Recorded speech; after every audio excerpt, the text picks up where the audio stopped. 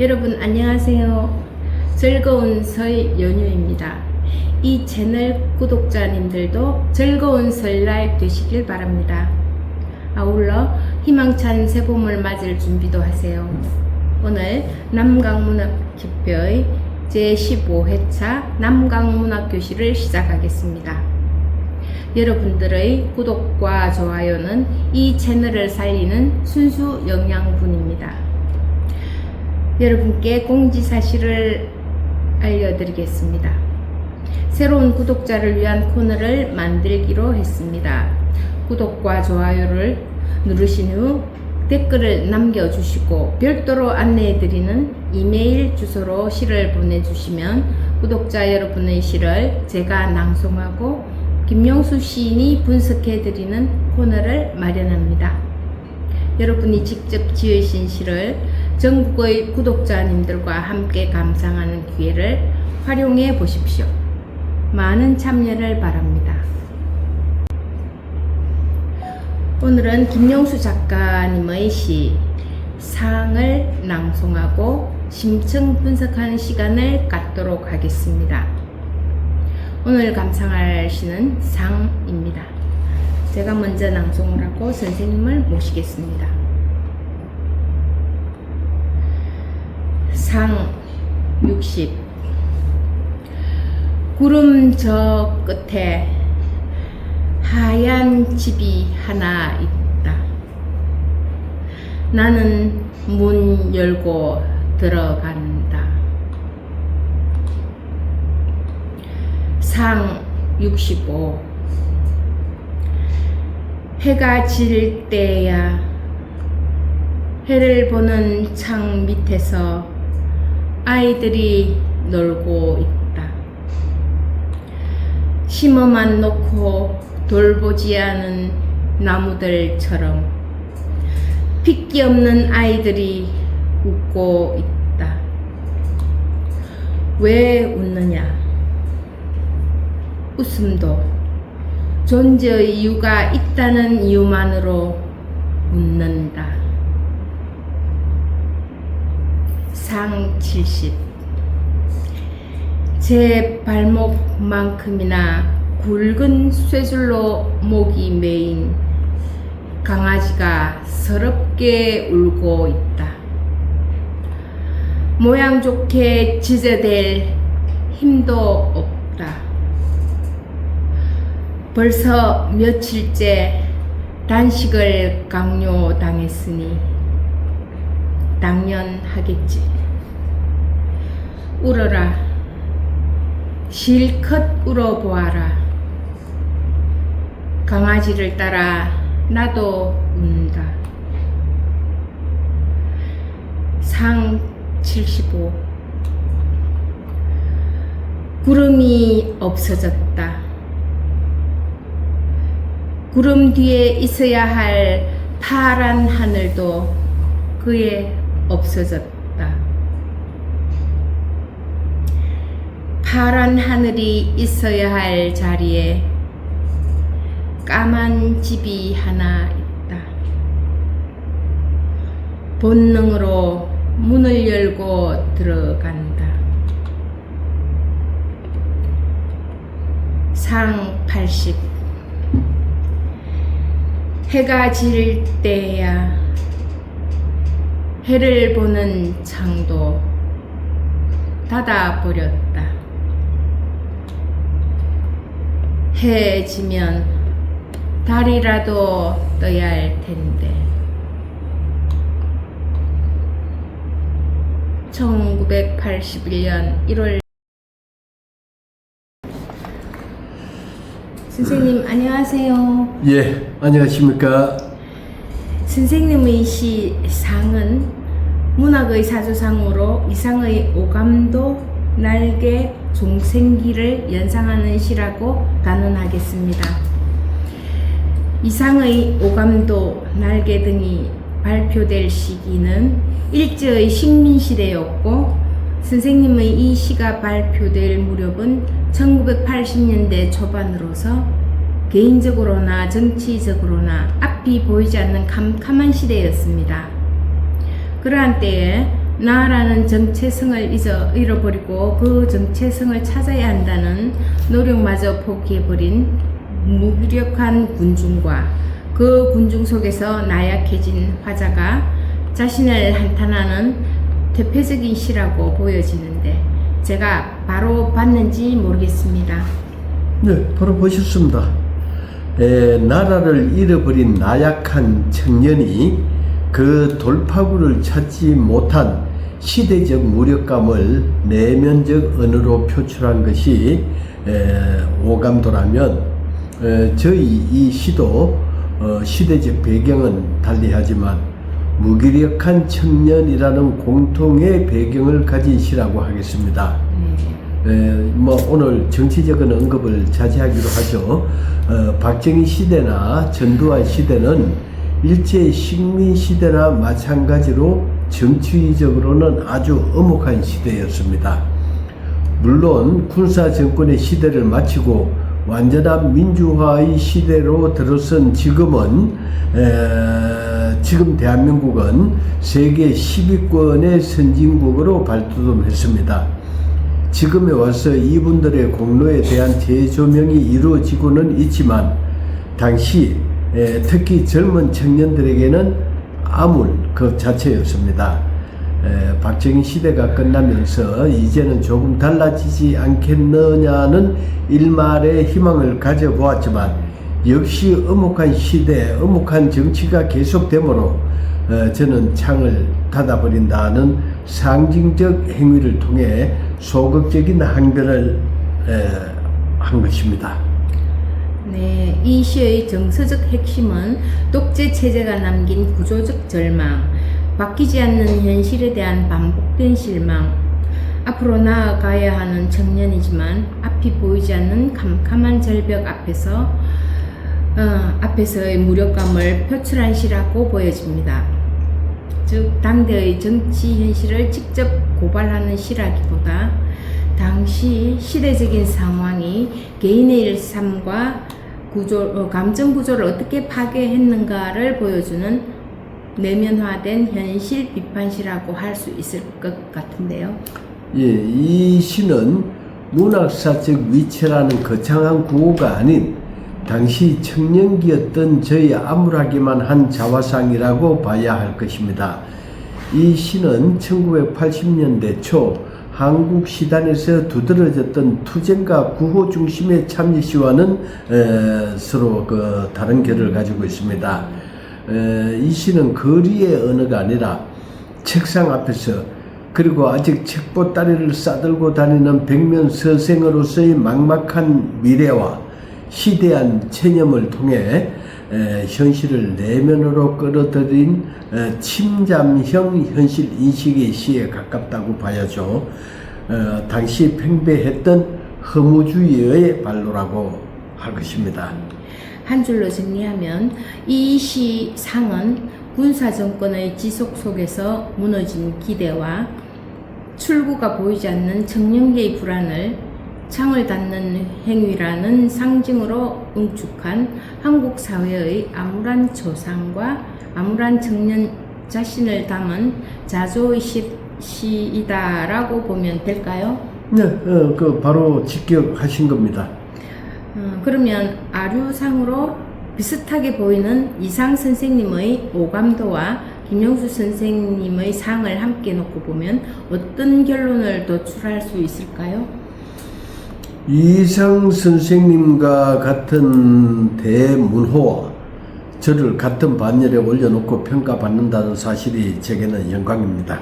겸손이십니다. 우선 두 작품이 모두 정상적인 세계 인식이 무너지는 순간을 다루고 있다는 공통점이 있다고 보입니다. 맞습니다. 다만 무너지는 방식이 전혀 다를 뿐입니다. 이상의 시는 감각과 언어 그 자체를 해체하고 있습니다. 보면은 제1의 아이가 무섭다고 그러고 제2의 아이도 무섭다고 그러고 제3의 아이도 제4의 아이도 그 다음에 13번째 아이까지 같은 문장이 계속되고 있습니다. 이 도무지 이해가 안 되는 난해한 구조죠. 그리고 이거 감각과 우리 이 언어를 붕괴하는 것입니다. 종종 이런 문장이 논리보다 먼저 붕괴할 때가 있습니다. 반면 저희 이 연작시는 문장은 대단히 평이합니다. 하지만 그 상황이 비정상입니다. 즉 상황의 붕괴죠. 네. 특히 눈에 띄는 구절이 있습니다. 웃음도 존재의 이유가 있다는 이유만으로 웃는다. 이 문장은 논리적으로 보이지만 사실은 논리의 구조를 파괴하고 있습니다. 예, 이상의 오감도라든지 하는 이 시가 언어를 파괴해서 언어를 부숴서 세계를 흔든다면 이 시는 멀쩡한 문장으로 보통 통상적인 문장으로 이 세계를 흔들려고 하는 것입니다.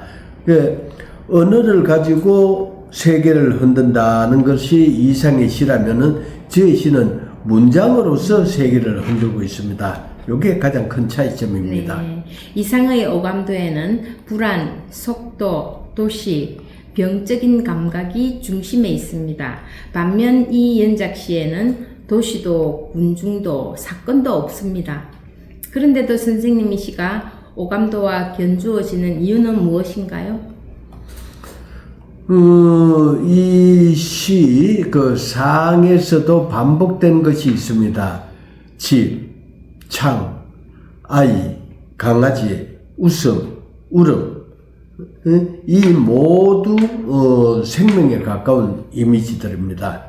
네, 특히 상 70의 강아지 장면은 매우 인상적입니다. 울어라. 울음도 존재의 이유가 있으니. 이 장면은 연민을 유도하면서도 동시에 굉장히 냉정합니다. 네, 그렇습니다. 이 연작의 화자는 구원하지 않습니다. 설명만 하고 있습니다. 이 점에서 이상의 시보다 오히려 더 냉정하다고 볼 수 있을 것입니다. 네, 또 하나의 핵심 차이는 공간입니다.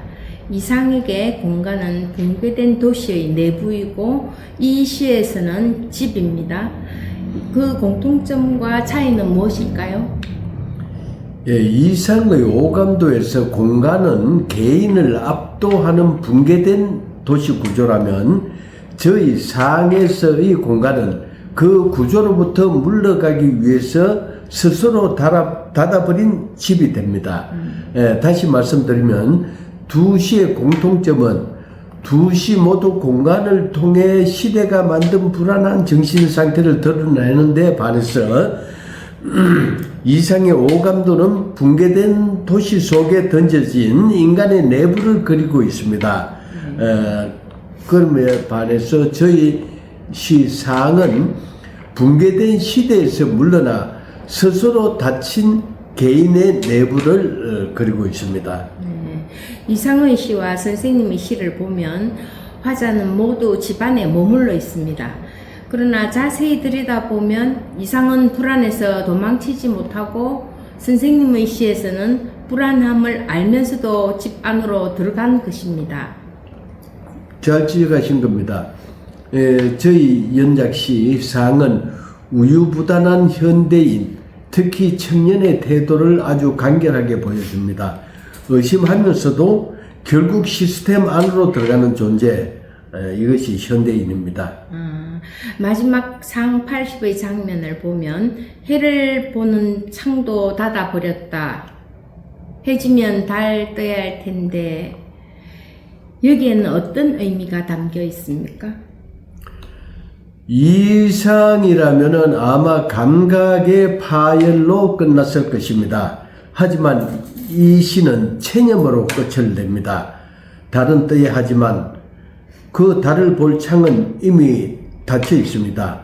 창을 닫아놓고 달이 뜨기를 기다리는 모순을 안고 있습니다. 간략하지만 마무리해야 할 시간입니다.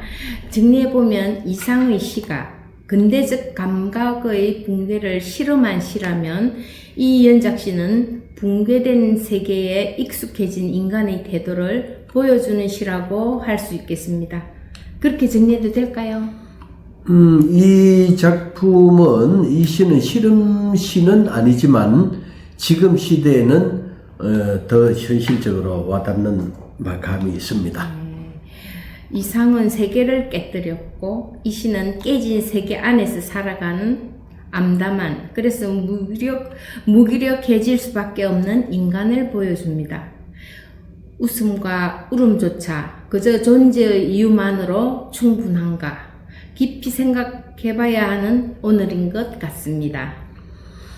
여기서 한 가지 짚고 넘어가야 할 것은 퇴폐주의하고 허무주의를 구별해야 한다는 것입니다. 저는 이 선생님이 말씀하신 퇴폐주의라는 말에 아까는 이론을 제기하지는 않았지만은 아무래도 찜찜해서 요 차이점 그리고 공통점에 대해서 한 말씀을 드려야 하겠네요. 퇴폐주의하고 허무주의 이 두 가지 사조 모두가 기존의 도덕, 이념, 진보, 신화에 대한 불신, 그리고 근대사회가 만든 소회, 공허, 붕괴감을 배경으로 하고 있습니다. 개인의 내면적 감각과 정신의 위기를 중시하고 있죠. 현실을 긍정적으로 재건하기보다는 붕괴된 세계를 있는 그대로 보여주려는 태도를 공유하고 있습니다. 즉 퇴폐주의는 데카당스라고 그러죠. 이 퇴폐주의는 한마디로 무너진 세계를 감각적으로 향유하는 태도입니다. 병든 도시, 지루함, 권태, 신경증, 타락, 관능, 향락, 도덕을 넘어서는 미가 퇴폐주의의 상징처럼 됩니다. 퇴폐주의는 부정적인 현상들을 혐오하지만 그 혐오를 세련된 감각과 아름다움으로 포장을 하게 됩니다. 그에 반해서 허무주의, 니힐리즘이라고 하죠. 이 허무주의는 무엇인가? 허무주의는 정서가 아니라 가치 자체를 부정하는 사유의 태도입니다. 특징적으로 요약하면 허무주의는 진리도 없다, 도덕도 없다, 신도 없다, 인간의 삶에는 궁극적 의미가 없다. 즉 허무주의는 모든 걸 부정하는 사유, 그런 세계관입니다. 아무것도 믿을 수 없다는 인식의 구조가 그 바탕에 깔려 있는 것이죠. 다시 말씀드리면은 퇴폐주의는 세상을 썩었다, 존재의 가치가 없다, 그러므로 나는 향락하고 감각에 몰입하고 아름답게 타락한다고 하는데 반해서 허무주의는 세계는 의미가 없다, 그래서 나는 어떤 가치도 신뢰하지 않는다는 철학적이고 인식론적인 태도를 가지게 되는 것이 그 차이입니다. 따라서 이 시를 굳이 나눈다면 허무주의에 가깝다고 봐야 할 것입니다. 제가 언제 기회가 닿는다면 그 염세 철학자의 태도라고 일컬어지는 독일의 철학자, 19세기 때 철학자죠. 독일의 철학자인 쇼펜하우어에 대한 말씀을 드릴 기회가 있을 것입니다. 쇼펜하우어가 평소 죽음 앞에서는 당당해야 되고 죽음을 두려워할 필요가 없고 따라서 죽음에서 회피할 필요가 없다고 그 역설을 하던 사람인데 이 쇼펜하우어가 그때 1850년대 60년대 그때 저희 독일에 콜레라가 번지니까 독일에서 베를린에서 제일 먼저 파리로 도망을 갔는데 그 도망을 간 사람이 이 쇼펜하우어입니다. 그러면 자기가 평소 죽음 앞에 당당해야 되고 죽음에서 회피할 이유가 없다고 하던 사람이 죽음 앞에서 제일 먼저 도망을 갔거든요. 그래서 그때 그 사람들이 저거는 엉터리 염세 철학자다고 하면서 거의 염세 철학도 공부할 가치가 전혀 없다고 그렇게 비난을 했는데 이 염세 철학을 아까 말씀드린 퇴폐주의냐 허무주의냐라고 이게 봤을 때 퇴폐주의적인 염세 철학이라고 본다면 그게 그 행동이 이해가 가는 것입니다. 오늘 너무 길어지기 때문에 오늘 여기서 마치고 다음에 제 이 시의 배경에는 그 염세가 바탕에 깔려 있지만은 염세를 퇴폐주의나 허무주의나로 구분했을 때 아까 이상의 시는 퇴폐주의라고 결론하지만은 제 이 시는 그 허무주의에 가깝다는 것으로 오늘 말씀을 대신하겠습니다. 네. 그럼 오늘 대담은 여기서 마치겠습니다. 오늘 출연해주신 김용수 선생님께 다시 한번 감사의 말씀을 드립니다. 예, 감사합니다. 그리고 공지사항에서도 말씀드렸는데 저희가 구독자를 대상으로 한 시낭송을 기획하고 있습니다. 일단 저희 채널에 들어오셔서 구독과 좋아요를 누르고 댓글에 시를 보낸다고 하시고 이메일로 원문을 보내주시면 저희가 낭송하고 분석해 드리도록 하겠습니다. 자세한 것은 공지사항을 참조해 주십시오. 많은 참여를 바라겠습니다. 즐거운 설 연휴가 되십시오. 다음 시간에 찾아뵙겠습니다. 감사합니다.